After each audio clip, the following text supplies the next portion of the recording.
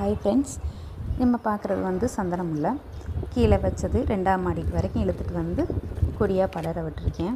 இதுக்கு அதிகமான மெயின்டெனன்ஸ்லாம் கிடையாது. எப்போயுமே ரெகுலராக தண்ணி ஊற்றுறது மட்டும்தான். ஆனால் ஒரு கொடி இருந்தால் போதும், நம்மளுக்கு வீட்டுக்கு தேவையான பூக்கள் வந்து இதிலேருந்து பறிச்சுக்கிட்டே இருக்கலாம்.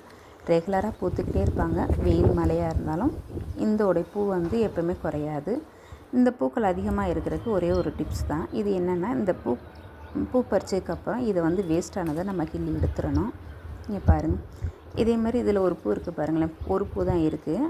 அந்த ஒரு பூவை பறிச்சுட்டு அந்த வேஸ்ட்டானதை வந்து நம்ம கிள்ளி எடுத்துடணும். பூக்கு அப்புறம் நம்ம வேஸ்ட்டாக தான் அந்த இடம் இருக்கும். அதை அப்படியே எடுத்துக்கிட்டே இருக்கணும். அப்போ தான் உங்களுக்கு ரெகுலராக தளிர்கள் வந்து மொட்டு வச்சுக்கிட்டே இருப்பாங்க. கொடி ஃபுல்லாக உங்களுக்கு வந்து பூக்கள் இருந்துக்கிட்டே இருப்பாங்க. நம்ம பூ பறிக்கும் போது இந்த வேலையும் பார்த்துட்டா உங்களுக்கு ஈஸியாக இருக்கும்.